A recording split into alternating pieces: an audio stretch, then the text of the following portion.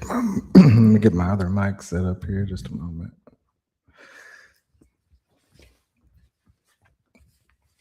Make sure it's on. All right, good. We're good.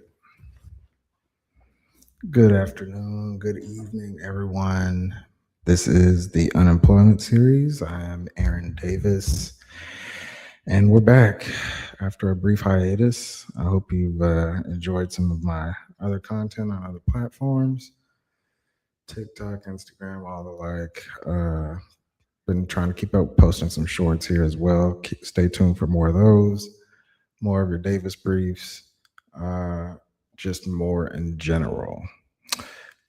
Before I get into the main subjects of today's topic or today's unemployment series, I want to dedicate this particular episode to someone special to me. Let me share my screen here just a moment. Add her to the stage. This is Miss Tiffany Marie Toro. She was born today at August 4th, 1984.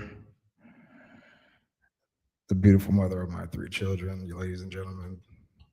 This woman right here, unfortunately, she passed away September 23rd, 2021.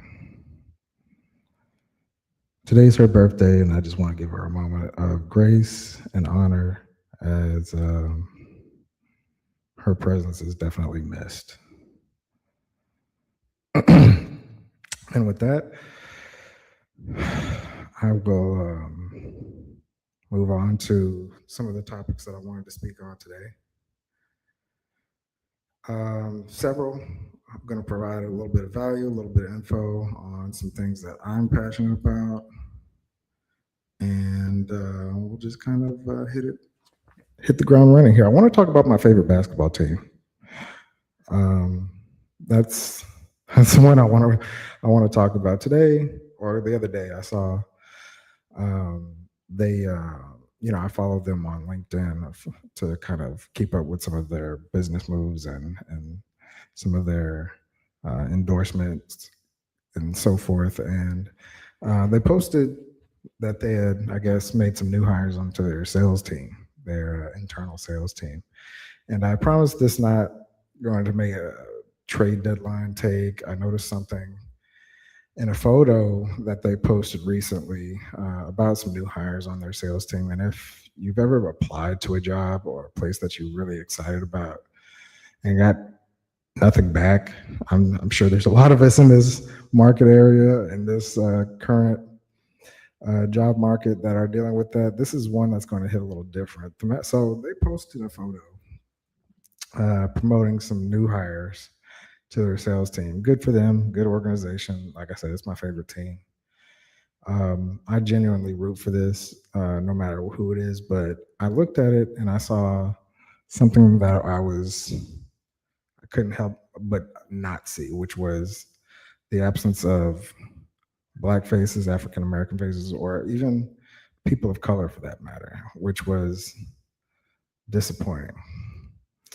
There are more Black people on the court and in the stands and on any given Tuesday night than there are in the front sales office of this organization. And that's a contradiction worth naming. I want to be precise here because I'm not trying to manufacture an outrage for this NBA team. I'm not trying to say anyone in that photo didn't earn their spot. What I'm saying is the composition of that room tells a story about the pipeline, right? It tells a story about who gets recruited, who gets called back, who gets internship that turns into an entry-level role, and that sports franchises are uniquely positioned because the product on the floor is majority Black, right? I mean, especially in the NBA. The culture, the music, the energy that fills those arenas is deeply rooted in Black culture. I mean, make no mistake about it. The economic engine that runs significantly on Black talent and fandom The sales office being homogenous is not random. See, it's not something that just happened. The pipelines don't assemble themselves by accident. You know, um, here's where I have to be transparent. A few years ago, I wouldn't say a few years ago, several years ago, before I got deep into what I do now, I applied for an entry level sales role at this organization. And, not to some ambitious executive reach, this was, an entry level role. I was just trying to find my way in my early career. I wanted to be in the building, I wanted to be part of the team, learn the business, be a part of something that I genuinely loved and enjoyed. Never got that opportunity though. It's okay. Never got that opportunity. I moved on. I built a career. No bitterness about it, really. Life moves on. It's okay. But when I see that photo now under the new ownership, with a fresh organizational identity being marketed to the public, and the sales team looks like that, it says a lot. I think about it, all the other people like myself who applied, who may have had the skills, who had the drive and the entrepreneurial ability, who loved the brand, who never got that call back. That's who I think about.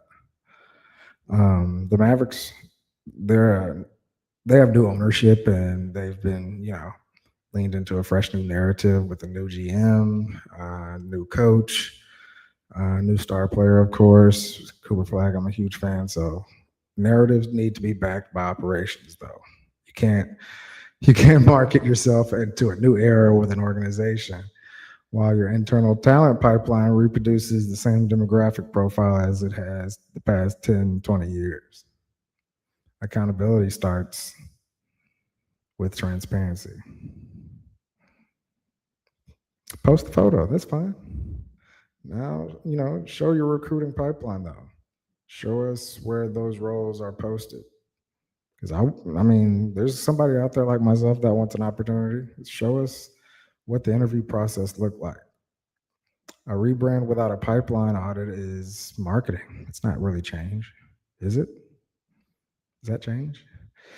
If you were someone who was locked out of an industry or a company that you loved, an industry that uses culture, your spending, your energy as its product, I want you to hear this clearly.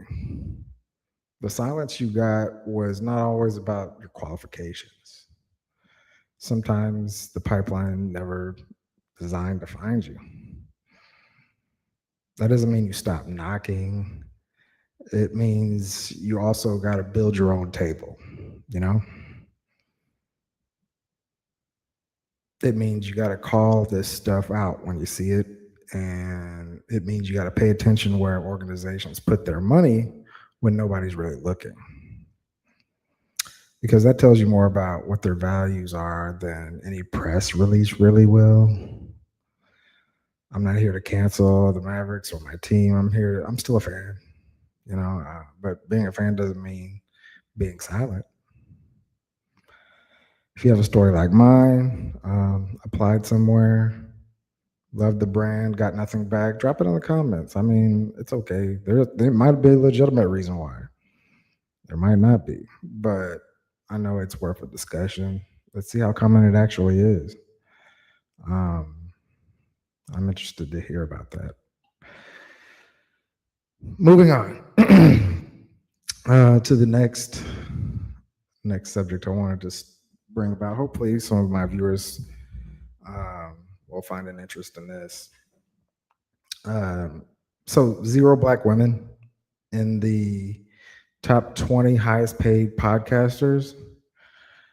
Not because nobody's listening, because of who owns the infrastructure. You got Charlemagne the God. He's at 27 million because he owns 51% of that, 60 show network. That's a landlord play.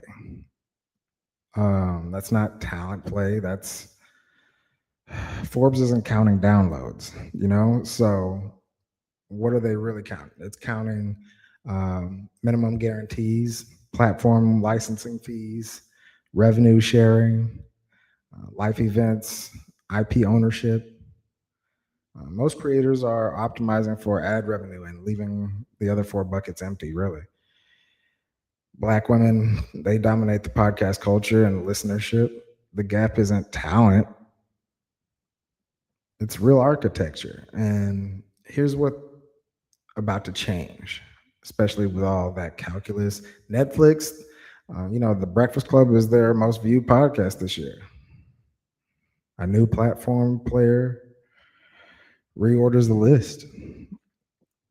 So sponsors and creators who understand that now have the actual edge in the whole system. So Forbes just dropped this 2026 highest paid podcasters list and 0 Black women in the top 20, not one. And before you assume this is a talent story or an audience story, it's not. It's a deal structure. It's a deal structure. And once you see how this list actually works, you'll never look at content deal in the same way again.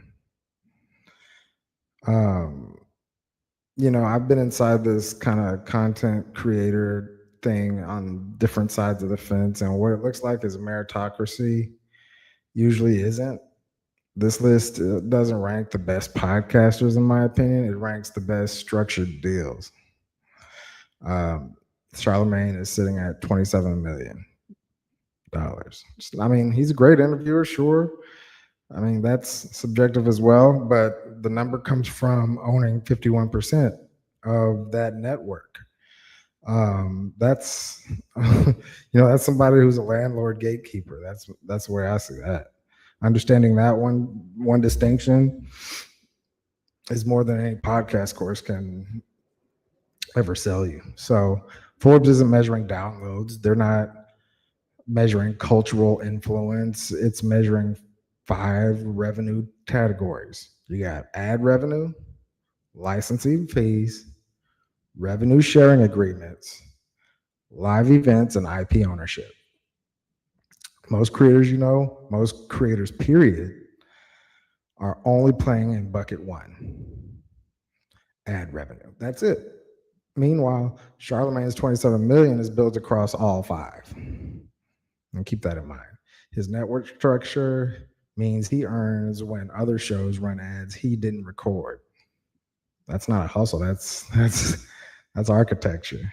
He set that up right. I mean, to an extent, you can't get mad at him.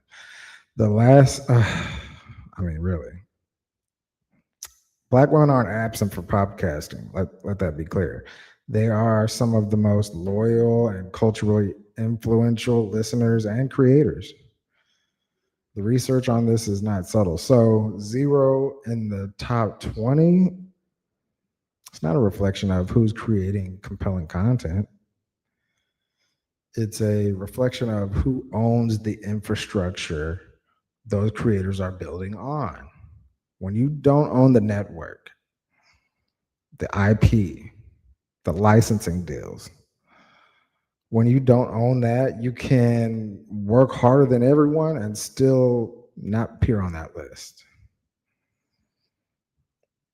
The best performer on the floor even makes less than someone on a smaller output with a better contract. It really just doesn't matter. The dynamic is not unique to podcasting.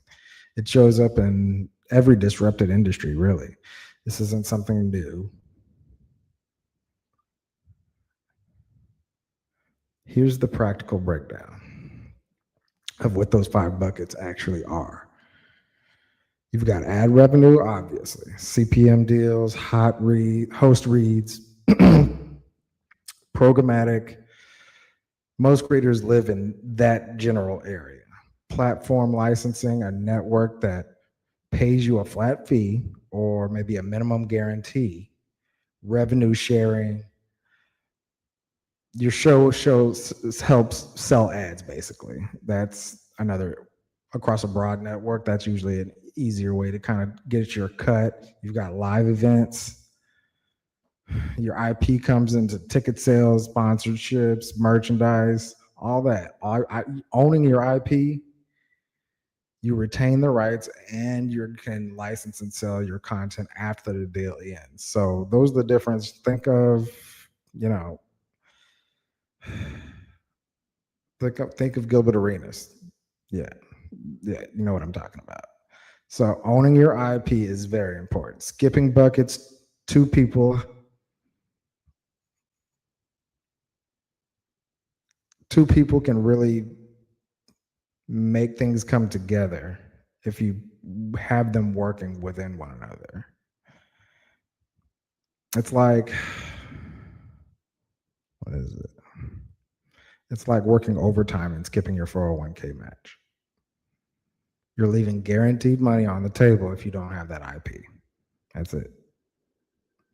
So what do you do with this? What do you do with this information? You don't need to own a 60 show network. It's nothing that grandiose, but you do need to audit every deal you come against those 5 categories before you make any type of signing or confirmation or any type of guarantee to another promotional deal or anything. You need to weigh it up against those 5 buckets. Ask, is there a minimum guarantee, or am I purely a performance driven or performance dependent type of creator? You need to figure that out first before you sign any type of commitments. What are the licensing terms for the live events? These aren't aggressive ass. You just got to kind of know these things. So, if you're building something in a disrupted space and want to think through a deal like structure, positioning, and growth strategy, you can hit me up. I can help you kind of walk through some of those things. But be careful out there, because if you're not careful, you can end up in a bad situation.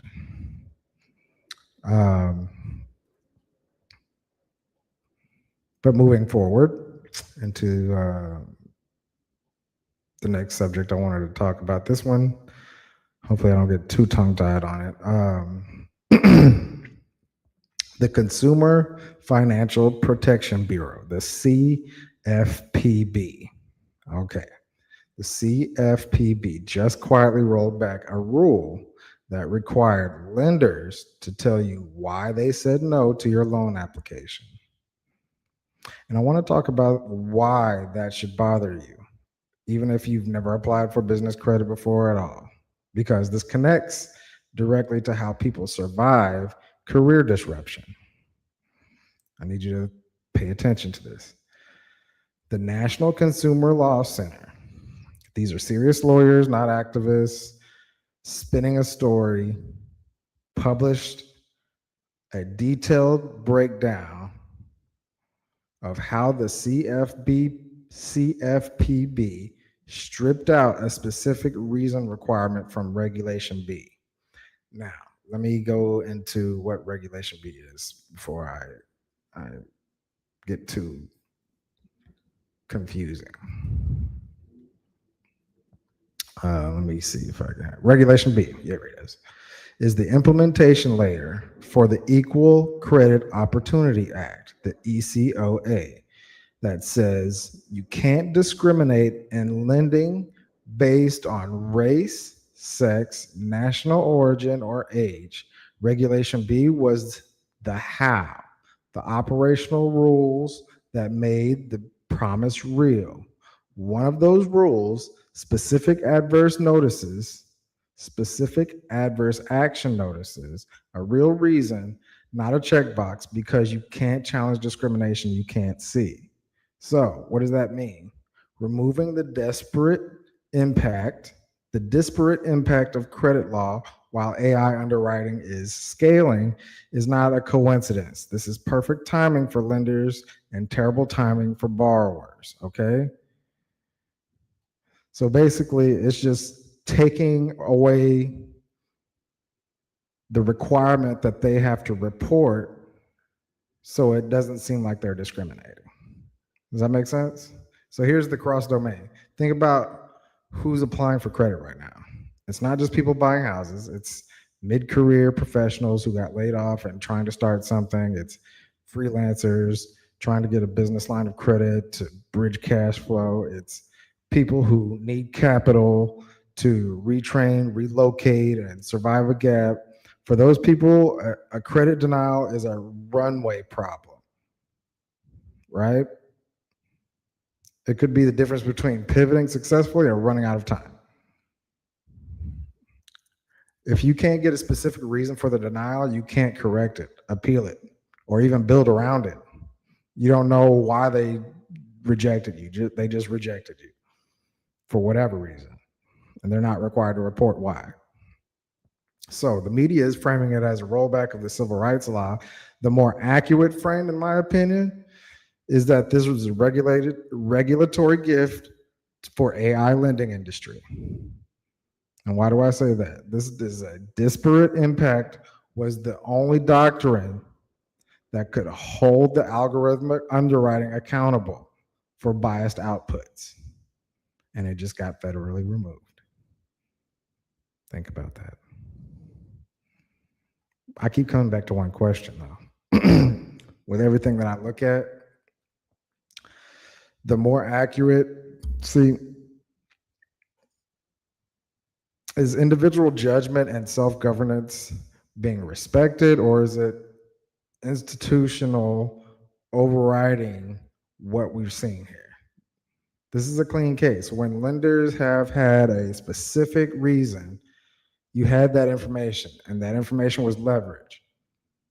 Removing that specific reason requirement, and the lender has full information while you have none. That asymmetry is not accidental. It's institutional override with no accountability mechanism. In employment law, disparate impact under Title VII still stands, meaning an employer can be held liable for hiring an algorithm that produces a racially skewed result, even without proven intent. Credit just lost that equivalent standard. Let me say that again. In employment law, disparate impact under the Title VII still stands, meaning an employer can be held liable for a hiring algorithm that produces racially skewed results without any proven intent. The credit industry just got rid of that. You now have stronger algorithmic accountability protections when applying for a job than you do applying for a loan. Or do you? Algorithmic underwriting tools now operate under less federal accountability for racial skewed outcomes than human loan officer in 1975. Here's what you can actually do. First, if you're denied credit, you still have the right under the ECOA to request the reasons for that writing. Make that request explicitly and in writing, not over the phone. Second, pull your credit reports from all three bureaus now, before you need the credit. Third, if you believe a denial was discriminatory, the CFPB complaint process still exists, and so does your state attorney general. Document everything. The law still has teeth in some places. Know where they are. Credit is an infrastructure. It's how people survive disruption. And when the rules that force institutions to be transparent get quietly removed, the people with the least runway pay the highest price. Black business owners, we got to pivot our strategy now. Document every lender interaction, escalate to state level ECOA protections. We're stronger. We got to be careful. We got to be very detailed in our process so that we can have that checks and balances in place.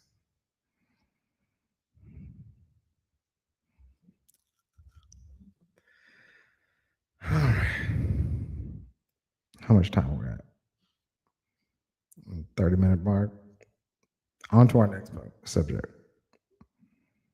We're only about 25 minutes in. It's okay. We're still here.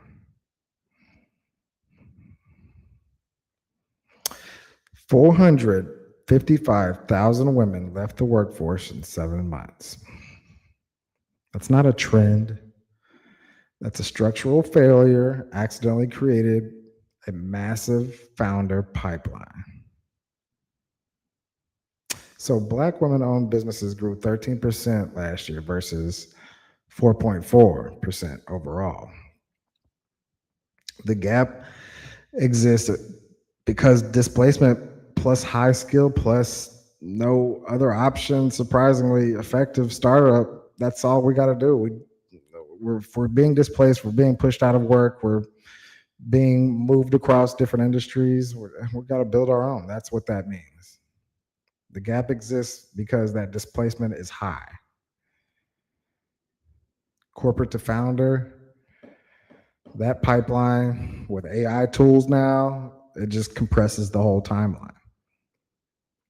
Here's what the coverage misses, though. This isn't really charity programming. It's capturing a moment, a high skill cohort that institutions already paid to train and then pushed out. If you're in a cohort right now, or if you're trying to build something, you're not alone. I'll put it that way. Here's the thing, 6 weeks is probably not enough. They've got this Her Academy. That rebrand Her Academy just built a 6-week AI boot camp specifically for this moment. People who are out of the corporate world and now finding themselves being founders of tech corporations, AI companies, ideally leading their own businesses with AI tools. And it's much easier to build this pipeline as a founder with the increase in the relevancy of AI. But the narrative is that AI is destroying jobs for Black women. The counter data, if you really want to look at it, is that Black women-owned businesses grew 3 times faster overall in the recent period. So the real story is not victimhood. It could be if that's what you want to go. I choose not to go to victimhood. It's that institutional rejection plus AI tools is producing faster entrepreneurship. Much faster entrepreneurship cycle than anyone really predicted. So just to make a specific note that we can, if you want to clip this or anything, September 3rd, 2026, the program launch date for the Rebrand Her Academy AI Bootcamp. Enrollment is live. I'll put it in the comments. I'll put it in the description of this video once I finish everything. But yes, go check that out. The other subject I wanted to touch on briefly was one that I made a TikTok about earlier this week or last week. But today, I guess, is a kind of a significant day for this is the Ruka hair brand, Ruka luxury braiding hair. It's now in Sephora. So let me pull back here. Let's see. So Sephora just got carried. They just started carrying these new hair extensions for the first time in 20 years. And anybody's celebrating it. I get it. But the celebration is covering up the most important story. Ruka hair launched in Sephora.com this week. First extensions brand on the platform in over 2 decades, founded by Black women, backed by tens of millions of dollars by Hinkle Ventures, the same group behind Olaplex. So that's pretty cool. And projected 101% year-over-year revenue growth. The product has called Sense 2, patent pending, collagen-based biodegradable fiber, engineered to be itch-free, toxin-free, hopefully. Sephora is not carrying extensions like this, and so that's why it's a big deal. It was a positioning decision. I believe, and that decision communicated something very clearly to Black women. Your hair care doesn't belong in prestige retail. What do you think about that? Now, people are framing Ruka's hair launch and Sephora finally as opening the door. I'd push back on that framing a little bit, though. Ruka didn't wait for the door to open. They really built something first, and so technically and commercially defensible that the economics couldn't have them excluded. And it was impossible to justify excluding them at that point. That's the meaningful story. Tactically, if you want to take away something from it, Ruka really built the technical moat around themselves with the patent pending product, biodegradable materials.